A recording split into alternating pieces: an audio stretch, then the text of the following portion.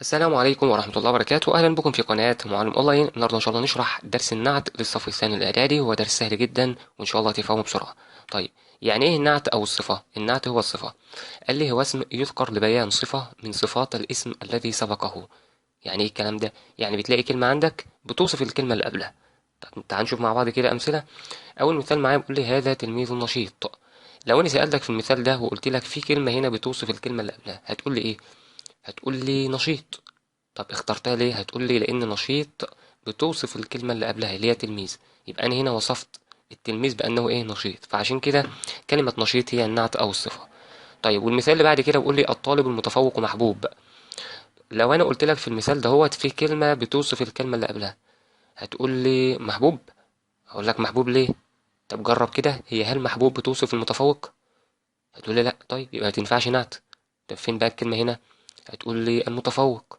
طيب يبقى هي المتفوق هي النعت. طب ليه؟ لأنها بتوصف الكلمة اللي قبلها الطالب، يبقى أنا وصفت الطالب هنا بأنه إيه؟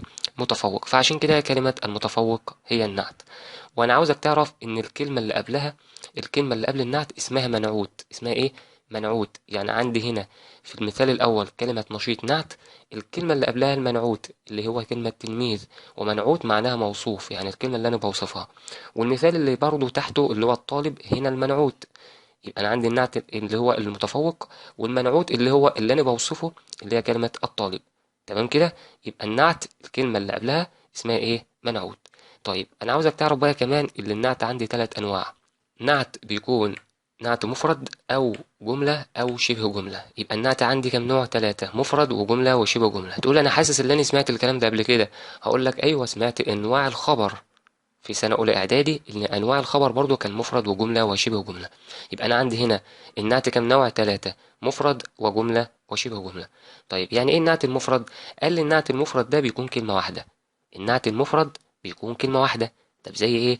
زي ما أقول لك رأيت عصفورا جميلا.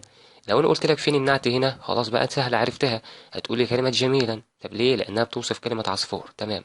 طيب أنا عندي النعت هنا اللي هي كلمة جميلا كام كلمة؟ هتقول لي يعني ايه كام كلمة؟ يعني كام كلمة عندك؟ هتقول لي هي كلمة واحدة بس. يبقى النوع النعت هنا هوت مفرد. انا ما بتكلمش دلوقتي في الاعراب، انا بتكلم على نوع النعت. طيب لقيتها كلمة واحدة هي زي كلمة جميلا، يبقى كده ايه؟ مفرد. طيب لو قلت لك اشتريت قميصين جديدين، لو قلت لك فين النعت هنا، هتقول لي قميصين جديدين. كلمة جديدين هي النعت، سهلة خلاص. ليه؟ لأنها بتوصف القميصين.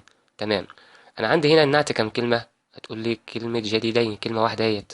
هقول لك بس يبقى هنا النعت لو سألك نوع ايه هتقول لي نوع مفرد. هتقول لي بس الكلمة جديدين دي مثنى. هقول لك عادي، عادي مفيش أي مشكلة.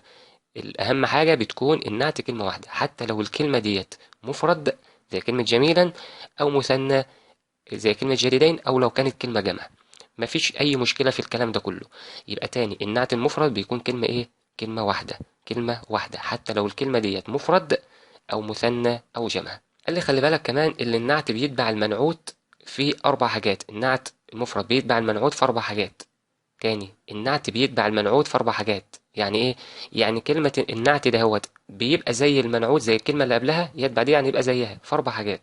بيكون يتبعها في الإعراب والعدد والتذكير والتأنيث والتعريف والتنكير. تاني يبقى النعت بيتبع المنعوت في أربع حاجات: إعراب وعدد، تذكير وتأنيث، تعريف وتنكير. تاني: إعراب وعدد، تذكير وتأنيث، تعريف وتنكير. هتقول لي وضح لي أكتر. أقول لك شوف يا سيدي الأمثلة ديت. بالنسبة للإعراب بيتبعوا في الإعراب إزاي؟ زي ما أقول هذا كتاب جديد. هذا كتاب جديد.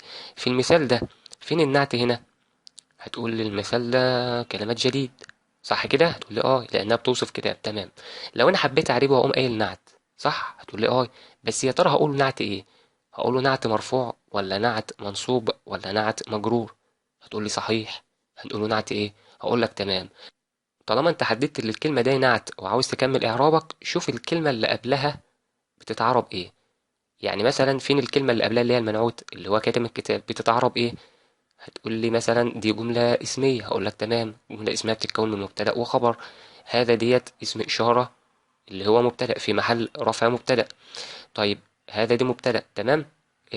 كتاب هتبقى هي الخبر. طيب هذا كتاب. كتاب دهوت اما اجي اعربها اقوم قايل الخبر ايه؟ هتقول لي خبر مرفوع وعلامة رفعه الضمة، حتى على اخره ضمة اهوت. حلو قوي. يبقى النعت ده هي الكلمة الجديدة اما اجي اعربها اقوم قايل نعت مرفوع. بس كده. عشان كده قال لك يتبعه في الإعراب، يعني المنعوت لو مرفوع يبقى النعت مرفوع. وزي ما أقول اشتريت كتابا جديدا، لو أنا حبيت أشوف فين كلمة النعت هنا، هتقول لي في النعت هنا كلمة جديدا. تمام. الكلمة جديدا هي النعت لأنها بتوصف الكلمة اللي قبلها اللي هي كتابة. طيب كلمة جديدا ده حبيت أعربها أقوم قايل نعت، بس هقول نعت مرفوع ولا منصوب ولا مجرور؟ اتفقنا نبص للكلمة اللي قبلها بتتعرب إيه. كلمة كتابا هنا أما أجي أعربها إيه؟ طبعا ما ينفعش اقول قايل على طول كده اعراب، لازم اشوف جملتي احددها اسم ولا فعليه. اشتريت ديت فعل، يعني جمله فعليه. اشترى دي فعل، مين اللي اشترى؟ هتقول اشتريت، انا بتكلم عن نفسي يبقى التاء دي تاء الفاعل، يبقى اشتريت فعل وفاعل. طب اشتريت ايه؟ هتقول لي كتابا، يبقى هي المفعول به. ودايما المفعول منصوب، دايما المفعول منصوب اول ما تنطق كلمه مفعول، سواء مفعول به او مفعول مطلق او مفعول لاجله، على طول بتقوم قايل منصوب. طيب هنا مفعول به منصوب علامه نصب الفتح، يبقى جديدا ديت النعت. اما اجي اعرب اقول نعت ايه؟ مرفوع؟ هقول لك لا، احنا لسه قايلين دلوقتي اللي كلمه كتابا مفعول به منصوب، يبقى هنا نعت منصوب. وزي ما اقول قرأت في كتاب جديد، عندي هنا كلمة في حرف جر كتاب اسم مجرور، يبقى على طول النعت كلمة جديد هنا هتبقى نعت ايه؟ مجرور. ودي معنى كلمة ان النعت بيتبع المنعوت في الاعراب. يعني لو الكلمة دهيت مرفوعة يبقى النعت مرفوع، لو منصوبة يبقى النعت منصوب، يبقى مجرورة يبقى النعت ايه؟ مجرور. طيب وقال لي كمان بتتبعه في التذكير والتأنيث. يعني ايه الكلام ده؟ يعني لما اقول جاء التلميذ المجتهد، جاء التلميذ المجتهد، فين هنا النعت؟ هتقول لي المجتهد هنا نعت. طيب الكلمة دي طبعا مذكر، صح؟ هتقول لي عشان انا قلت التلميذ، هنا التلميذ مذكر فعشان كده جبت النعت مذكر. طب جاءت التلميذة المجتهدة، هتقول لي جاءت التلميذة، لا هنا مؤنث يبقى النعت يجي ايه؟ مؤنث. هو ينفع، هل ينفع مثلا اقول جاء التلميذ المجتهدة؟ لا ما ينفعش. يبقى هنا النعت بيتبع المنعوت في برضو التذكير والتأنيث. تمام. طيب قال لي كمان بيتبعوا في العدد. هتقول لي يعني ايه العدد؟ يعني في العدد اللي هو مفرد او مثنى او جمع، في المفرد او المثنى او الجمع. زي ما اقول هذا تلميذ مجتهد، فين هنا النعت؟ هتقول لي هنا مجتهد. طيب كلمة تلميذ قبلها، هتقول لي تلميذ مجتهد، تلميذ هنا مفرد عشان كده النعت جه مفرد. طيب اللي بعدها هذان تلميذان مجتهدان، طيب انا عندي فين النعت هنا؟ هتقول لي مجتهدان. طب انت قلت مجتهدان هنا ليه خليتها مثنى؟ اه عشان المنعوت الكلمة اللي قبلها مثنى. طيب لما قلت هؤلاء تلاميذ مجتهدون، كلمة مجتهدون ديت جمع، صح؟ هتقول لي اه. طب انت جبتها جمع ليه؟ عشان الكلمة اللي قبلها اللي هي المنعوت جمع. طيب يبقى انا عندي هو بتتبعه في العدد، يعني ايه؟ يعني لو ديت مفرد يبقى ديت يبقى النعت مفرد، لو المنعوت مثنى يبقى النعت مثنى، لو المنعوت جمع يبقى النعت ايه؟ جمع. يبقى النعت بيتبع المنعوت في في الاعراب والتذكير والتأنيث اللي هو المذكر والمؤنث، والعدد اللي هو لو دي مفرد يبقى النعت مفرد، لو المنعوت مثنى يبقى النعت مثنى، لو المنعوت جمع يبقى النعت ايه؟ جمع. وكمان قال لي في التعريف والتنكير. تقول يعني ايه التعريف والتنكير؟ يعني لما اقول مثلا رأيت التلميذ المجتهد، فين هنا النعت؟ هتقول لي المجتهد. طيب لو جيت تبص كلمة المجتهد دي معرفة، تقول لي يعني معرفة فيها ألف ولام هي، صح؟ هتقول لي اه، عشان أصلا الكلمة اللي قبلها اللي المنعوت فيها ألف ولام، يبقى دي المعرفة، يبقى النعت معرفة، المنعوت معرفة يبقى النعت معرفة. والتنكير يعني كلمة رأيت تلميذا مجتهدا، كلمة مجتهدا هنا نكرة ما فيهاش ألف ولام، عشان كده الكلمة المنعوت برضو ما فيهاش ألف ولام، يبقى تبقى زي اللي قبلها. تتباع يعني تبقى زي اللي قبلها بالظبط. يبقى بص خليك معايا، تعريف التنكير لو المنعوت معرفة يبقى لازم انها تبقى معرفة، يعني في ألف ولام يبقى دي فيها ألف ولام. لو المنعوت نكرة، كلمة نكرة ديت ما فيهاش ألف ولام، لازم النعت ما يكونش فيه ألف ولام، يبقى يتباعوا في ايه؟ في التعريف والتنكير. علشان كده هيقابلك قاعدة يوم قايل لك خلي بالك، نكرة زائد نكرة تعطيني نعت، ومعرفة زائد معرفة تعطيني نعت. دي قاعدة هتقابلك، بس هي قاعدة ثابتة. أقول لك لا بس اصبر عليا. يعني إيه نكرة زائد نكرة؟ زي المثال ده تلميذا مجتهدا، دي نكرة والكلمة اللي بعدها نكرة، يبقى الكلمة دهيت نعت. بس بشرط، عشان تقدر تقول نكرة زائد نكرة نعت لها شرط مهم قوي، لازم الكلمة توصف الكلمة اللي قبلها. يعني لما أقول رأيت تلميذا مجتهدا، أقول لك دي نكرة ودي نكرة، بس لازم كلمة مجتهدا بتوصف الكلمة اللي قبلها، بتوصفها. وصفت هنا التلميذ بأنه مجتهد، صح؟ يبقى دي مجتهدا دي ايه؟ نعت. طب معرفة ومعرفة، زي ما اقول مثلا التلميذ في ألف ولام المجتهد، يبقى معرفة ومعرفة، يبقى الكلمة دهيت ايه؟ بتعطيني النعت، بس بشرط بتوصف الكلمة اللي قبلها. لان هنا المجتهد بتوصف التلميذ انه مجتهد. هتقول لي بس انا عندي سؤال صغير، هقول لك اتفضل. هتقول لي يعني الكلمه المعرفه بتكون فيها الف ولام بس؟ هقول لك الكلمه المعرفه بتكون فيها الف ولام ماشي، يعني اي كلمه فيها الف ولام بتكون معرفه. وكمان اي كلمه شابك فيها ضمير زي ايه؟ لو انا قلت مثلا كلمه كتاب ديت نكره، صح؟ نكره ما فيهاش الف ولام، تقول لي صح. بس لو اتشابك فيها وقمت قايل كتابه، اتشابك فيها ضمير، كده بقت معرفه. حتى لو ما فيهاش الف ولام، حتى خلاص، ما الضمير اهوت، الضمير خلى الكلمه معرفه. ولو قلت كتابي، الياء دهيت، الياء اللي هي المتكلم ديت خلت الكلمه معرفه. تمام، ركز في الحته دي قوي. طيب، وزي ما اقول مثلا مدرسه، كلمه كده نكره ما فيهاش لا الف ولام ولا فيها ضمير ولا اي حاجه. لو انا قمت قايل مدرستنا، كده بقت نكره ولا معرفه؟ لا، بقت معرفه، لان انا قصدي هنا على مدرسه بتاعتنا. تمام كده. يبقى انا عندي النعت المفرد اهوت. النعت بيتبع المنعوت في اربع حاجات: اعراب وعدد، تذكير تانيث، تعريف تنكير. تمام كده. قال لي يا سيدي كمان تاني نوع معايا اللي هو النعت الجمله. واول ما تسمع كلمه جمله ديت، على طول يجي في دماغك اللي انا عندي نوعين من الجمله: جمله اسميه او جمله فعليه. يبقى انا عندي النعت الجمله بيكون اما جمله نعت جمله اسميه او نعت جمله فعليه. طيب، هتقول لي بس في شرط مهم قوي، اللي الجمله نعت الجمله الاسميه والفعليه بيحتاجوا لحاجه اسمها رابط، يعني ضمير. وانا هوضح لك الكلام ده واحده واحده، خليك بس معايا. يبقى انا عاوزك تعرف ان نعت الجمله سواء الاسميه او الفعليه بيحتاجوا لايه؟ لرابط. والرابط ديت اللي هو ايه؟ اللي بيكون ضمير. وقال لي اللي لازم الرابط دهوت بيكون زي يعني بيتبع المنعوت في النوع والعدد، في النوع والعدد. يبقى النعت الجملة الرابط بتحتاج لرابط، الرابط دي اللي هو ضمير، ولازم يبقى زي المنعوت في النوع والعدد. طيب شوف المثال كده معايا. اما اقول جاء رجل اخلاقه حسنة، جاء رجل اخلاقه حسنة. المثال دهوت جملة اخلاقه حسنة ديت نعت جملة. جاء رجل أخلاقه حسنة ديت نعت جملة. هتقول لي طيب بس أنت عرفتها إزاي؟ هقول لك حاجة بسيطة وهتلاقي في الكتاب عندك، وهتلاقي المدرس بتاعك بيقولها لك. دايما يقوم قايل لك الجمل بعد النكرات صفات. الجمل بعد النكرات صفات. هتقول لي يعني إيه؟ يعني أنا عندي دي جملة صح، أخلاقه حسنة ديت جملة. هتقول لي جيت بعد كلمة نكرة، النكرات يعني كلمة نكرة ما فيهاش ألف ولام. جاء، بص كده معايا، جاء رجل. رجل ديت نكرة ولا معرفة؟ لو سألتك سؤال، كلمة رجل ديت نكرة ولا معرفة؟ رجل لا طبعا نكرة. ليه؟ ما فيهاش لا ألف ولام ولا ضمير ولا أي حاجة. تمام. الجملة اللي بعدها، الجملة اللي تيجي بعد كلمة نكرة، الجملة، اسمع الكلام كويس، الجملة اللي تيجي بعد كلمة نكرة بتكون نعت. الجملة ديت بتكون نعت. يعني عندي هنا هتقول لي طيب وأخلاقه حسن دي جملة؟ طبعا ده جملة كاملة هيت. هو يعني ايه جملة اصلا؟ نفتكر كده مع بعض يعني ايه جملة. الكلمة بتكون كلمة، انما الجملة بتكون كلمتين او اكتر. طب انا عندي هنا هوت، لو جيت تشوف تقوم قايل جاء رجل اخلاقه حسنة، دي جملة كاملة هيت. طيب الجملة دي جملة ايه؟ جملة اسمية. طب ايه اللي عرفك؟ لان بص انا بتكلم هنا هوت اخلاقه حسنة اهي. انا بداية هنا جملتي اللي هي اخلاقه، اول كلمة عندي اخلاقه، صح؟ الجملة بنعرفها اسمية ولا فعلية من ايه؟ من اول كلمة. كلمة اخلاق ديت اسم، محدش يقول لي فعل. يبقى اخلاق وحسنات ديت جملة، جملة ايه؟ اسمية. يبقى لو قال لي نوع النعت هنا هقوم قايل جملة اسمية تاني. طب انت عرفت ازاي اللي النعت هنا جملة اسمية؟ اتفقنا احنا بندور على كلمة نكرة. كلمة نكرة، جاء رجل، كلمة رجل دي نكرة، ونشوف بقى بعدها يا ترى جه بعدها جملة اسمية ولا جملة فعلية. طيب نشوف مثال نوضحه أكتر. لو جه قال لي جاء تلميذ يبتسم، جاء تلميذ يبتسم، لو أنا بصيت كده على المثال ده تيجي تبص تلاقي كلمة تلميذ ديت كلمة نكرة. كلمة تلميذ ديت كلمة نكرة. طب إيه اللي عرفك إن هي نكرة؟ ما فيهاش ألف ولام وما فيهاش ضمير، لا ها ولا هو ولا أي حاجة.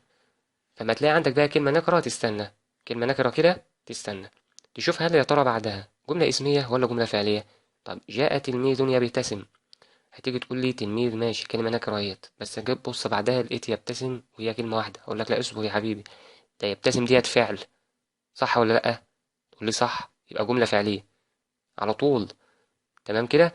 يبقى لو جيت تشوف جاء تلميذ يبتسم، يبقى يبتسم هنا جملة نعت نوعه جملة، مالها؟ جملة فعلية. يبقى بندور على كلمة نكرة، على كلمة نكرة، وبنشوف بعدها جه بعدها جملة اسمية ولا جملة فعلية.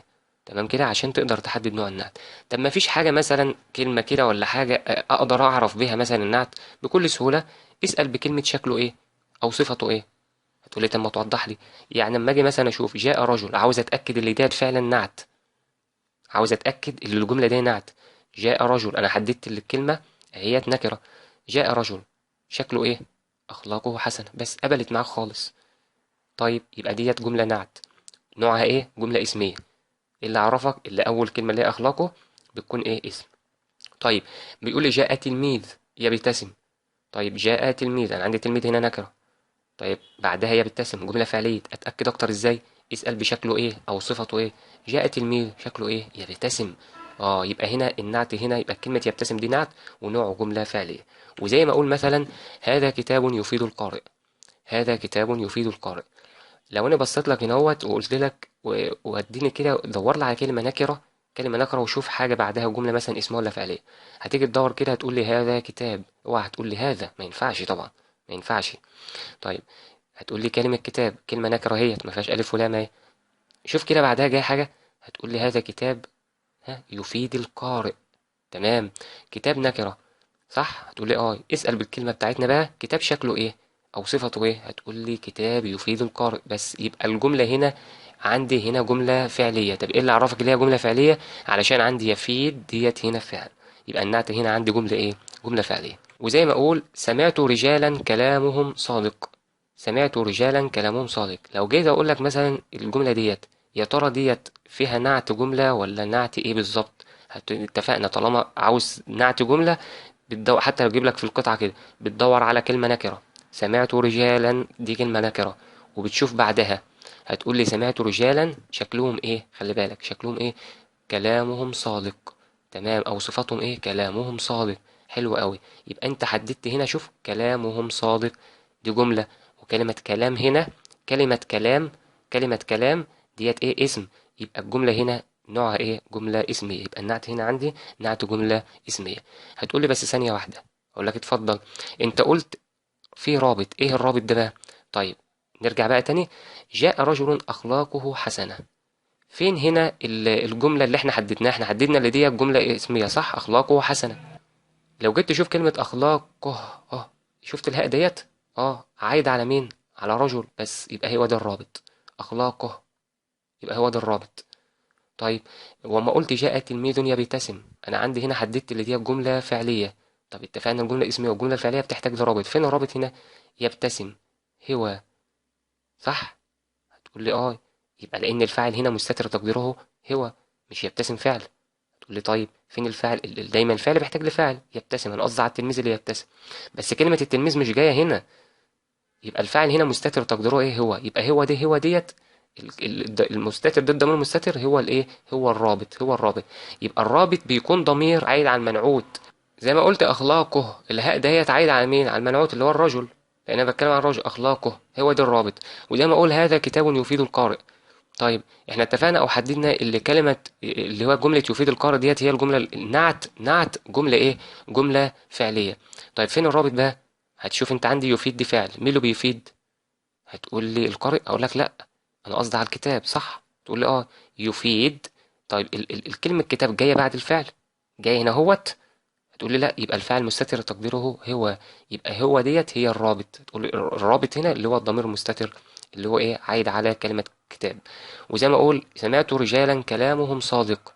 طيب سمعت رجالا كلامهم صادق، انا حددت اللي هي نوع النعت هنا جملة اسمية كلمة كانوا. طب فين طب فين الرابط هنا؟ اهو هم هيت، هم عايد على ايه؟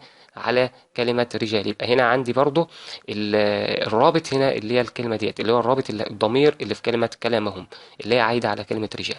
وقال لي كمان اتفقنا ان الرابط دوت بيتبعه في النوع والعدد. في النوع والعدد. هتقول لي يعني ايه؟ يعني مثلا هنا رجل كان مفرد، فعشان كده قمت قايل ضمير مفرد اخلاقه. طيب تمام كده. يعني واحد اهوت انا بتكلم عن مفرد طب لما قلت رجالا قمت قايل كلامهم جمع، جمعت الضمير اهوت هم. طيب طب النوع يعني ايه؟ يعني مثلا الرجل ديت مذكر، عشان كده قمت قايل اخلاقه. انما مثلا لو قام قايل جاءت بنت هقوم قايل ايه؟ اخلاقها. يبقى لازم يتباع برضه في الايه؟ في التأنيث. تمام كده. طيب اخر حاجه معايا بقى اللي هو النعت شبه جمله. النعت شبه جمله تقول لي يعني ايه شبه جمله؟ اول ما تسمع كلمه شبه جمله ديت في اي حاجه اعرف على طول يجي في دماغك جر ومجرور او ظرف. يبقى هي دي شبه جمله، بتكون جر ومجرور يعني حرف جر واسم مجرور او ظرف. طب ما تقول لي مثال كده عن نعت شبه جمله؟ هقول لك زي ما اقول رايت عصفورا في العش. نفس الكلام لو طلب منك استخرج نعت جمله او نعت شبه جمله، خلي بالك بتدور على كلمه نكره. كلمه نكره زي هنا مثلا رأيت عصفورا، هنا عصفورا كلمة نكرة ما فيهاش ألف ولام اهيت. طب جه بعدها ايه؟ تقول لي في العش. رأيت عصفورا شكله ايه أو صفته ايه؟ في العش بس. يبقى هنا عندي في العش هنا اهوت نعت شبه جملة. طب يعني ايه ظرف؟ زي ما اقول لك رأيت عصفورا فوق الشجرة. اتفقنا في النعت الجملة أو شبه الجملة بدور على ايه؟ هتقولي بدور على كلمة نكرة. فين الكلمة النكرة عندي؟ هنا كلمة عصفورا. تمام، جه بعدها ايه؟ تقول لي فوق الشجرة. فوق، فوق دي ايه؟ ظرف مكان بس. يبقى نوع النعت هنا شبه جملة. يبقى لو قالك استخرج لي خبر شبه جملة أو خبر جملة، على طول بتدور على كلمة نكرة وتشوف إيه اللي بعدها. عندي عصفورا، تجي بعدها في العش. أسأل بشكله إيه أو صفته إيه؟ عصفورا شكله إيه أو صفته إيه؟ هتقول لي في العش بس. يبقى النعت هنا شبه جملة جار ومجرور. طيب رأيت عصفورا فوق، ده فوق دي ظرف مكان بس. وعندي كلمة نكرة عصفورا اهيت نكرة، وكلمة فوق جه بعدها اللي هي ظرف مكان. يبقى النوع النعت هنا شبه الايه؟ شبه جملة. طيب تعالى نعرض بعض الأمثلة مع بعض. أول مثال معايا بيقول لي التلميذ المجتهد محبوب. طيب عاوز أعرب الجملة دي أو المثال ده كله. طبعا في الإعراب أول حاجة بتحدد الجملة اللي قدامك دي اسمها ولا فعلية. أنا عندي التلميذ ديت جملة اسمية ليه الأول كلمة اسم. تمام. أول ما أجي أعربها أول كلمة التلميذ يبقى مبتدأ مرفوع علامة رفع الضم. تمام، مفيش أي مشكلة. ليه؟ لأن الجملة الاسمية بتتكون من مبتدأ وخبر، فأول كلمة بتكون مبتدأ. طيب ودايما خلي بالك الخبر بسأل عنه بماله، بسأل عنه بماله. طيب انا عاوزك بقى وانت بتعرب كده بتحس الجمله، حس الجمله كده وافهمها لنفسك. شوف انت قلت ايه؟ التلميذ المجتهد. اه ده احنا لسه قايلين معرفه ومعرفه، يعني الف ولام والف ولام، والكلمه دهيت بتوصف اللي قبلها يبقى على طول دي نعت. تقول لي مش خبر؟ هقول لك لا دي مش خبر. ما احنا اتفقنا اهوت. شوف بص كده هتلاقي ايه؟ التلميذ ال المجتهد ال يبقى معرفة. معرفة يبقى دي نعت. بس شرط لازم كلمة المجتهد بتوصف التلميذ بس. وصفت ان هو مجتهد يبقى التلميذ ده، يبقى كلمة قصدي المجتهد دي اما اجي اعربها هقوم قايل ايه؟ نعت. بس استنى بقى هقول نعت ايه؟ اه ده هنا عندي كلمة التلميذ اللي قبلها مبتدأ مرفوع، يبقى هنا نعت مرفوع علامة رفعه الضمة. طيب المبتدأ بيحتاج له خبر. فين الخبر يا سيدي بتاعك؟ اسأل بماله. التلميذ المجتهد ماله؟ محبوب. فهمت اللي هو محبوب؟ يبقى هنا ايه؟ عندي محبوب هي الخبر.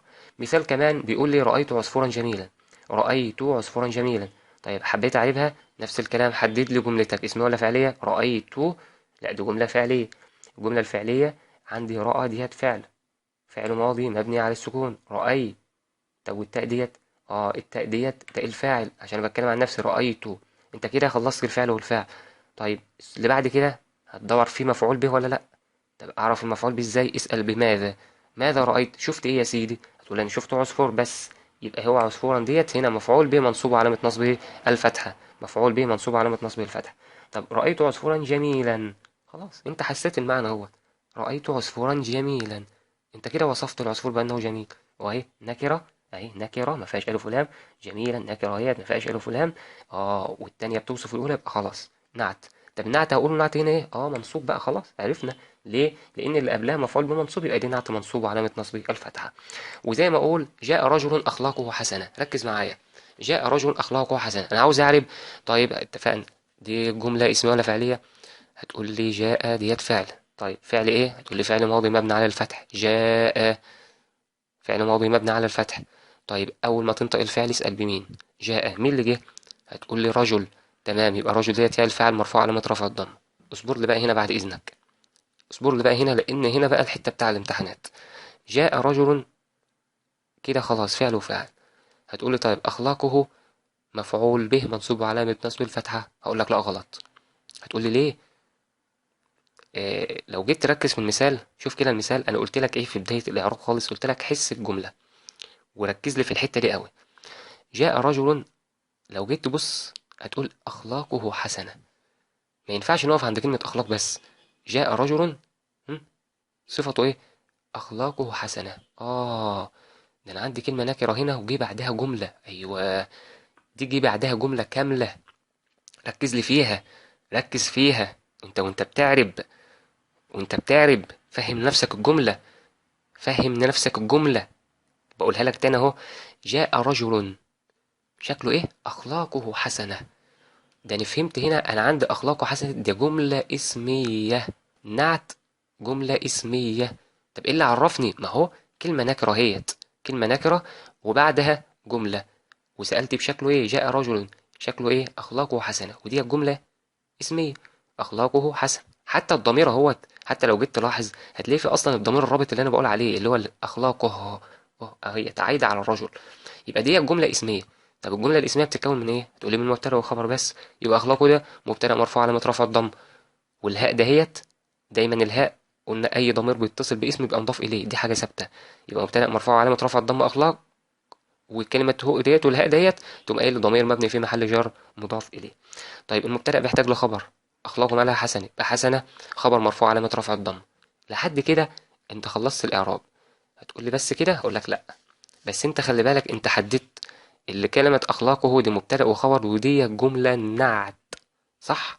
هتقول لي لازم تكمل لي بقى هنا وتقوم قايل لي والجملة الاسمية أخلاقه حسنة نعت، بس بإيه؟ مرفوع ولا منصوب ولا مجرور؟ نبص لكلمة رجل. رجل كنا عارفينها فاعل مرفوع، يبقى أخلاقه حسنة. تقوم قايل لي الجملة الاسمية أخلاقه حسنة في محل رفع نعت، في محل رفع نعت. طيب طبعا انت لازم تتدرب على الحاجات دي كتير، وانا ان شاء الله هحل معاك قطع كتير جدا بأمر الله، وهيخلي معاك النحو ده سهل. بس ركز معايا، لازم انت عمرك طبعا مش هتفهمها من اول مرة كده، لازم بس تتدرب عليها واحدة واحدة. بعد كده مثلا المثال اللي بعد كده بقول لي ايه؟ هذا كتاب يفيد القارئ. انا عاوز اعرف الجمله ديت. هتقول لي هذا دي جمله اسميه، طبعا بتبتدي بضمير او اسم اشاره، يبقى جمله ايه؟ اسميه.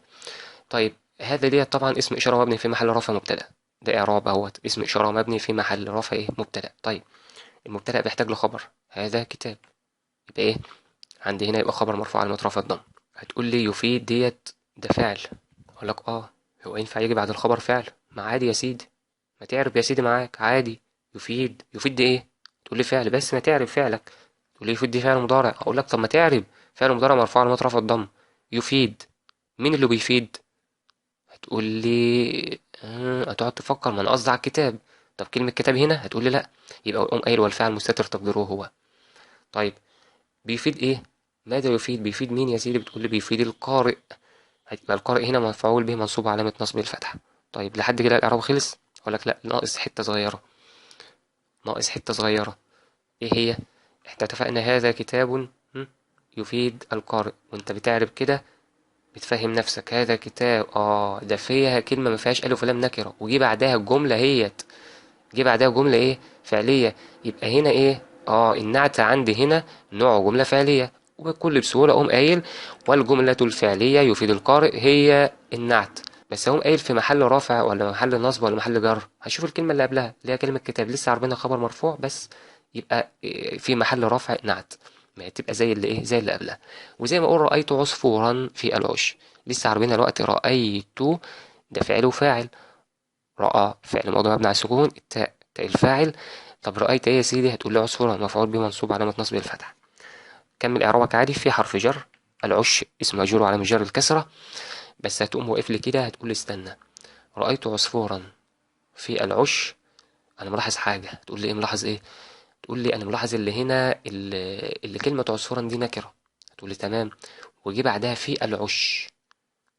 يعني كلمة نكرة، واحنا اتفقنا لما يكون عندك كلمة نكرة، كلمة نكرة وجي بعدها حرف جر أو اسم مجرور أو ظرف مثلا أو جملة اسمية أو جملة فعلية، يبقى عندك هنا نعت. وعشان تعرف بقى وتكمل إعرابك صح، تقوم قايل لي وشبه الجملة اللي هي فيها العش في محل نصب نعت. طب استنى بقى، أنت قلت هنا نصب ليه؟ هقول لك تمام، إحنا اتفقنا النعت عشان أقول في محل نصب أو رفع أو جر أبص على اللي قبلها اللي هو المنعوت. أنا بتكلم عن العصفور صح؟ هتقول لي العصفور هنا لسه عاربينها إيه؟ هتقول لي مفعول به منصوب بس، يبقى شبه الجملة في محل نصب. تمام كده؟